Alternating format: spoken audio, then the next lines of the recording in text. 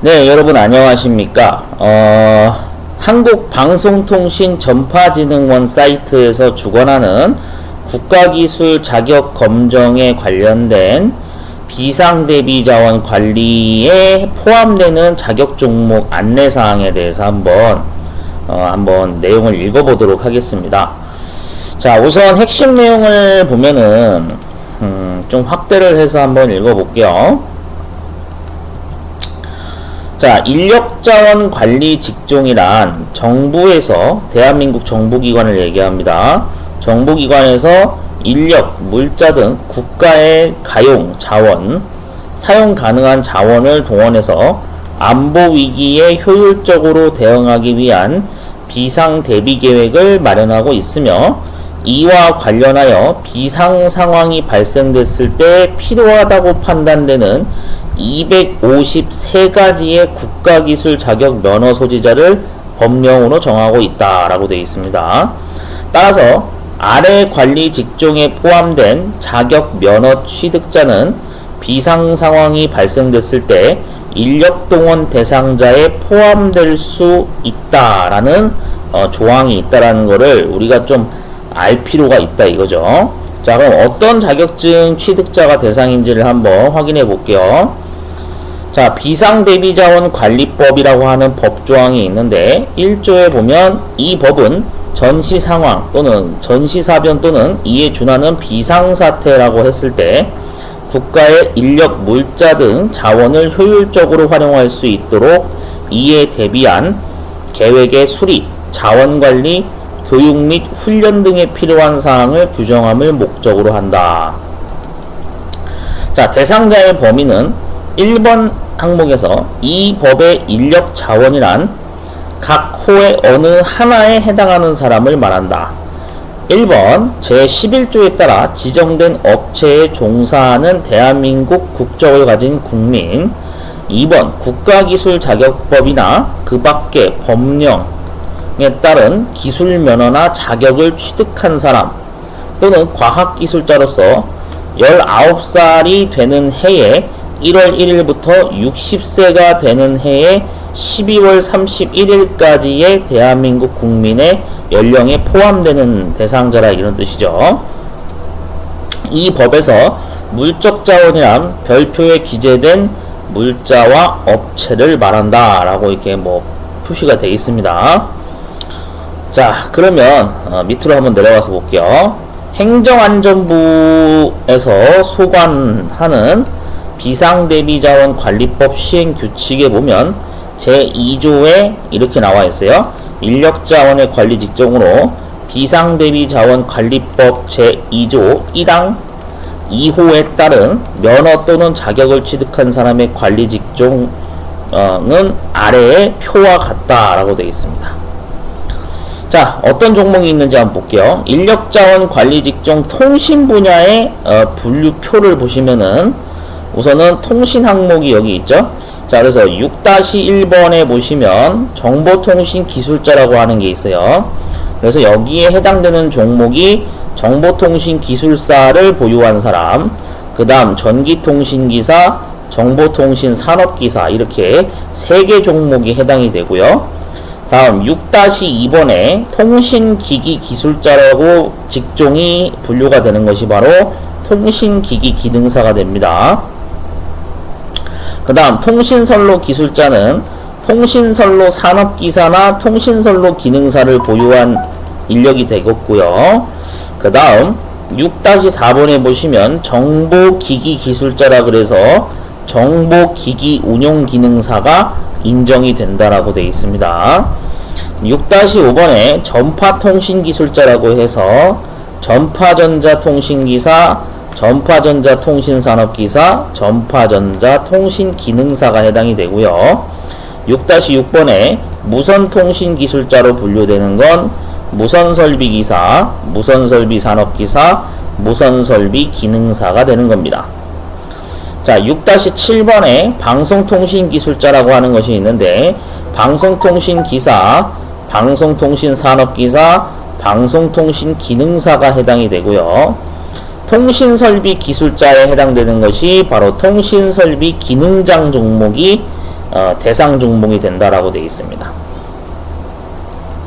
자, 그래서 이 별표 문서를 한번 열어보도록 하겠습니다.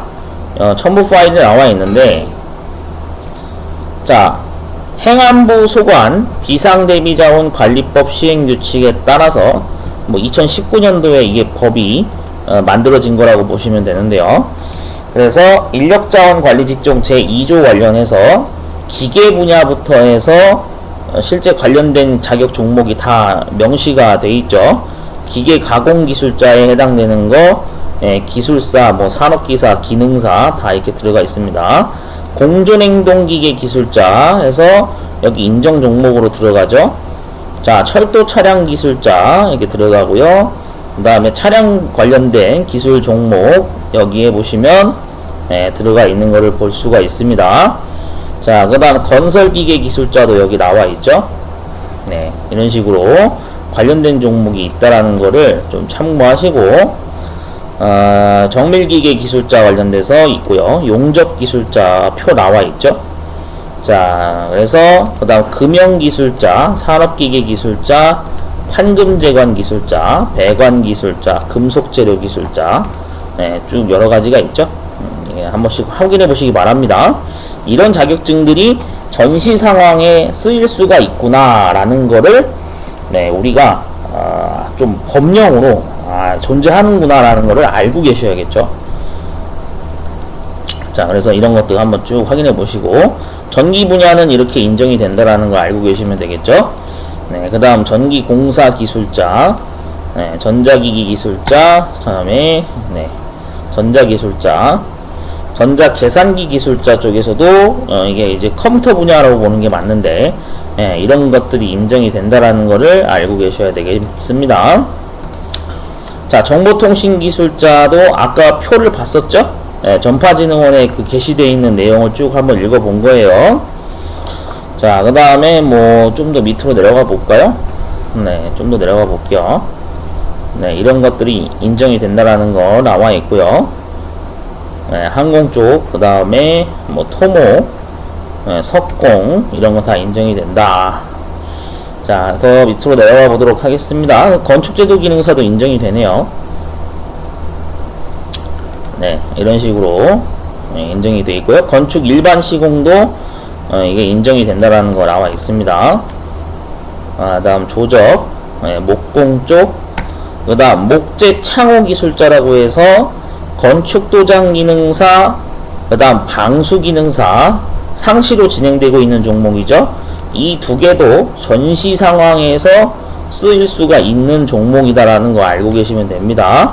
자, 정보처리 기술자 분류표에 보면 정보처리 기능사 여기 포함되어 있죠. 그 다음 정보처리 산업기사, 정보처리 기사, 정보처리 계열 다 들어가 있죠. 그리고 정보보안 쪽도 인정이 된다라는 거 알고 계시면 됩니다. 자, 그 다음에 또 밑으로 내려가서 에너지관리 기능사도 해당되는 거죠. 그 다음에 소방 관련돼서 역시 이렇게 다 들어가 있는 거 보이시죠? 자, 그 다음 또 밑으로 내려가 보도록 하겠습니다. 여러 가지가 뭐 다 있습니다. 분류별로. 식품기사. 이거는 이제 아마 25년도부터 식품안전기사로 이제 개정되겠죠. 이런 식으로 들어갈 겁니다. 한식조리 기능사도 전시 상황에서 인정되는 인력자원 대비 동원이 가능한 자격 종목이 됩니다. 자, 그 다음 또 밑으로 한번 내려가 보죠. 쭉 나옵니다. 계속 여러 가지가 있죠. 자, 그래서 지금 간단하게 한번 살펴봤는데, 이거 한번 열어보세요. 열어보시고 어떤 자격증이 전시 상황에서 쓰일 수가 있는지를 우리가 행안부 소관에서, 행안부에서 이 정한 법령입니다. 그러니까 이게 우리가 이제 제가 이걸 영상을 찍는 이유가 왜 그러냐면, 그러니까 그만큼 우리가 지금 현재 다양한 분야가 존재하긴 하는데, 핵심은 이거예요. 핵심은 이 정보부처에서, 정보기관에서 이게 전시상황, 전시사변 상황, 비상시국일 때, 예, 비상시국일 때 어떻게 된다? 여러 종류의 그 법에서 정한 기능사, 산업기사, 기사 또는 뭐 기능장, 아까 기술사도 있었죠. 이러한 어떤 자격 종목들이, 자격증들이 필수로 요구되는 법령이 존재한다 라는 사실을 좀 우리가 알고 지냈으면 좋겠습니다. 그러니까 아까 저기 명시됐던 것 중에 전파진흥원에 여기 지금 올라와 있는 거 보면 정보기기 운용기능사 있거든요. 그러니까 이 정보기기 운용기능사 같은 경우에도 실제로 지금 현재 합격 인원 비율을 통계를 보면은 알 수가 있습니다만 큐넷 사이트 들어가서 보면 확인할 수 있죠. 자, 여기다 정보기기 운용기능사 한번 쳐볼게요. 네, 여기 이렇게 검색해 보도록 하겠습니다. 자, 정보기기 운용기능사 같은 경우에는 실제 92년도부터 해서 현재까지 21년도까지 자격증이 약 78만 명가량이 현재 지금 그 자격증을 다 합격한 인원으로 통계가 나오는데, 근데 현재 이 78만 명이 모두 가지고 있는 거는 아니겠죠. 이 중에 뭐 이미 사망하신 분도 있을 거고, 뭐 아니면 해외로 뭐 외국에 지금 이게 체류 중인 분들도 있을 거고, 뭐 여러 가지 사유로 인해서 인원이 뭐 마이너스, 플러스 마이너스 이렇게 되겠지만 마이너스 요소가 발생될 수 있는데, 그러니까 이게 정보기기 운용기능사라는 자격증이 만약에 이 인원이 거의 뭐 엄청 적어서 뭐 한두 명밖에 없다고 해보죠. 그러면은 어떤 일이 벌어질까요? 전시 상황일 때 결국에는 동원할 수 있는 자원이 이 정보기기 운용기능사에 관련된 이 정보기기 기술자를 편성을 할 수가 없는 거예요. 국가에서는 이 자격증을 보유한 사람을 일정 수준 인원을 유지해야 되거든요. 그러니까 우리가 국가기술 자격증이라고 하는 것은 단순히 취업 목적뿐만이 아니라 이렇게 그 국가, 대한민국이라고 하는 국가에서 비상 상황이 생겼을 때 그때도 동원할 수 있는 자원으로 이 자격증을 보유한 보유자들을 실제로 활용이 될 수 있다라고 법적으로 이렇게 강제 조항을 적어놓은 겁니다. 그러니까 우리가 적어도 뭔가 그러니까 이 정보기기 운용기능사라고 하는 것은 굉장히 중요한 역할을 하는 자격증이구나. 네, 국가에서 필요로 하는 자원으로 동원될 수 있는 인정 대상 종목의 자격증이라는 거를 좀 알고 우리가 공부를 하셨으면 좋겠어요. 정보기기 운영기능사 따가지고 야 이거 뭐 회사에서 이거 뭐 써먹을 일도 없을 텐데 막 이렇게 생각하시면 안 돼. 왜? 아까 분명히 법령에서 얘기했잖아요. 맞죠? 행정안전부 비상대비자원 관리법 시행 규칙에 따라서 자격증을 보유한 사람을 취득한 사람을 우리가 동원시킬 수 있다 이거예요.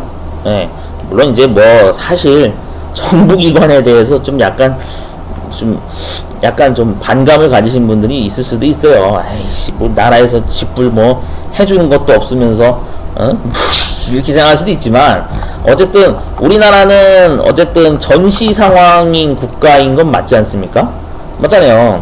대한민국은 지금 현재 북한하고 대치 중이잖아요, 군사적으로. 그러니까 그래서 그러한 어떤 배경이 있는 나라이기 때문에 더더욱 이러한 국가기술 자격증이 시험이 코로나로 인해서 중단된 어쩌다 중단된 그 한 번 경우 말고는 웬만해서는 국가기술 자격 시험은 원래 중단이 되면 안 되는 이유가 바로 이런 이유 때문에 그래요.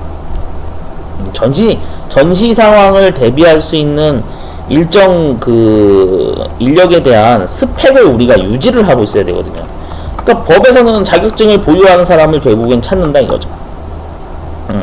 행정안전부에서도 이런 식으로 찾는다 이거예요. 이해되셨죠? 우리가 그래서 굉장히 중요합니다. 그래서 이 정보기기 운영기능사라고 하는 것은 우리가 이게 여기 나와 있는 이 분류표대로 전시 상황일 때도 이게 실제로 이렇게 동원이 될 수 있는 그런 요소가 있다라는 것을 꼭 알고 계시고 좀 준비를 이거는 국가에서 필요로 하는 자격증이 맞구나 라는 거를 좀 배경을 알고 공부를 시작하신다면 아마 공부할 맛이 나지 않을까 그런 생각이 듭니다. 자, 그래서 이번 영상에서는 한번 자격증의 취득을 우리가 해야 되는 그 이유 중에 하나를 한번 법령으로 한번 알아보는 그런 영상을 남겨놓도록 합니다. 관심 있으신 분들은 한번 잘 준비해 보셔서 좀 더 대한민국이라는 국가에서 내가 나는 이 정도의 역량을 지닌 사람이구나 라는 거를 좀 가늠할 수 있는 그런 지표 자료로 활용하셨으면 좋겠습니다. 네, 자격증 공부하시는 분들 화이팅 하시고요. 항상 즐거운 또 2022년도 한 해가 됐으면 좋겠습니다.